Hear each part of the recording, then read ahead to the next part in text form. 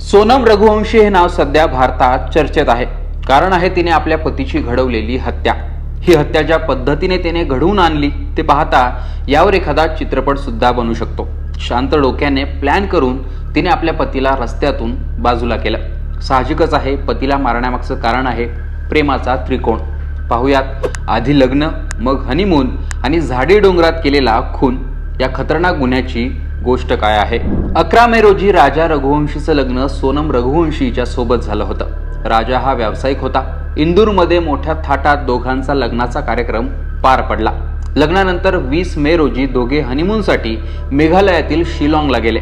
लग्नानंतर दोघे आनंदी होते आणि एकमेकांसोबत वेळ घालवण्यासाठी उत्साहात सुद्धा होते। राजाचा आनंद हा खरा होता, मात्र सोनम मात्र फक्त चेहऱ्यावर आनंदी दिसत होती। तिच्या डोक्यात मात्र वेगळंच काहीतरी सुरू होतं। राजाच्या घरच्यांनी सांगितलं की राजाला हनीमूनसाठी श्रीलंकेला जायचं होतं, पण कामाख्या देवीचं दर्शन घेऊन ते अचानक मेघालयातील शिलाँगला गेले। दोघांच्या शिलाँगला जाण्याचं कारण हे सोनमच होती।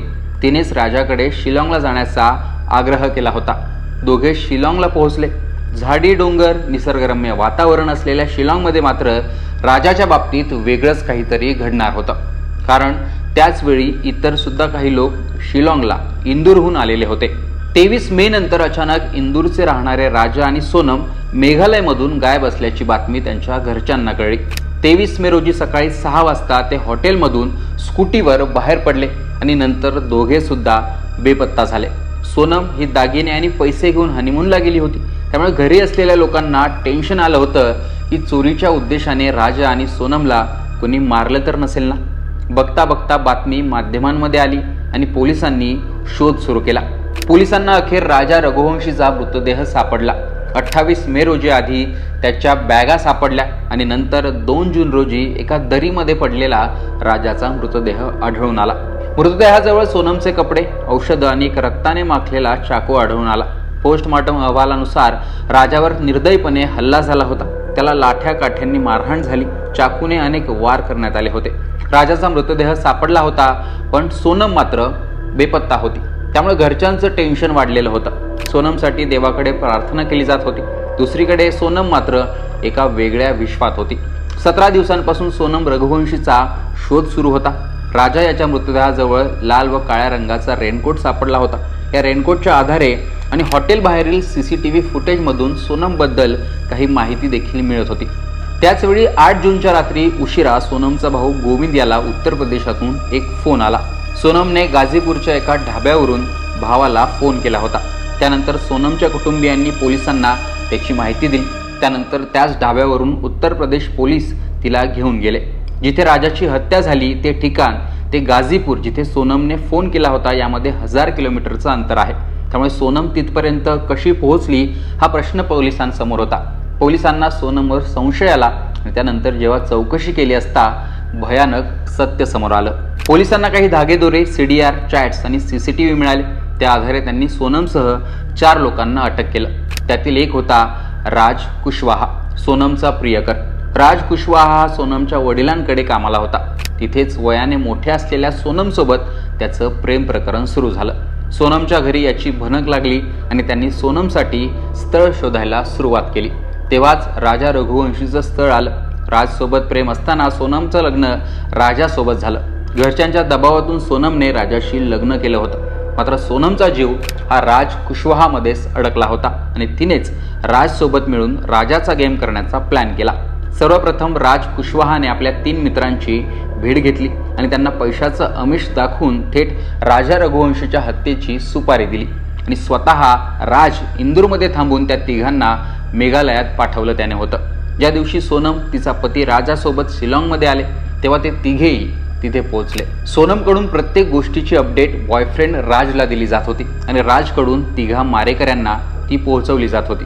हत्येच्या दिवशी सोनम आणि राजा हे हॉटेल बाहेर पडले। त्यावेळी सोनमने ती माहिती मारेकऱ्यांना दिली। CCTV मध्ये ती दिसून सुद्धा येत आहे। सोनमने फोटो काढण्याच्या बहाण्याने राजाला एका जंगलात नेलं आणि तिथेच असलेल्या तिघा मारेकऱ्यांना इशारा केला। तिघांनी राजावर सपासप वार केले आणि त्याची हत्या केली। राजाचा मृतदेह खोल दरीत टाकून सोनमसह मारेकरी सुद्धा फरार झाले। सोनम आणि राजचा प्लॅन होता की सोनम गाजीपूरमध्ये अशा अवस्थेत सापडेल की तिला चोरांनी लुटलं आहे आणि तिचा नवरा मारला गेल्याचं दाखवलं जाईल. दरोडेखोरांनी मला इथेच सोडलं असं देखील सांगण्यात आलं होतं आणि विधवा सोनमसोबत नंतर राज हा लग्न करेल तोपर्यंत सोनमच्या कॉल डिटेल्सवरूनच पोलिसांनी राज कुशवाहाला ताब्यात घेतलं होतं आणि प्लॅन फसला होता. पोलिसांनी तपास केल्यानंतर आणि सोनम सापडल्यानंतर एक एक गोष्टी समोर आल्या आणि पोलिसांनी इतर आरोपींसुद्धा अटक केले. सोनमने पोलिसांसमोर आत्मसमर्पण करत कबुली दिली की तिनेच पतीच्या हत्येसाठी सुपारी दिली होती. सोनमच्या वडिलांनी मात्र पोलिसांवर आरोप केला की ते त्यांच्या मुलीला जबरदस्तीने गुन्हेगार ठरवत आहेत. त्यांच्या म्हणण्यानुसार सोनम निर्दोष आहे. मात्र सध्या तरी तपासात हे सर्व घडलं असल्याचं समोर आलंय आणि सोनमनेच राजच्या मदतीने राजाचा मर्डर केला हे देखील समोर आल्याचं बोललं जात आहे. सध्या पोलिसांनी या प्रकरणातील मुख्य आरोपी सोनम रघुवंशी, हत्येचा मास्टरमाइंड तिचा प्रियकर राज कुशवाह आणि हत्या घडवून आणणाऱ्या तिघांना अटक केली आहे. शनिवारी रात्री उत्तर प्रदेशातील गाजीपूरला आल्यानंतर सोनमने पोलिसांसमोर सरेंडर केलं. त्यानंतर इतर 3 आरोपींना देखील अटक करण्यात आली. आनंद कुमार, आकाश राजपूत आणि विक्की उर्फ विशाल ठाकूर असे या 3 आरोपींची नावं आहेत. हे सर्व सध्या मध्य प्रदेशातील रहिवासी आहेत.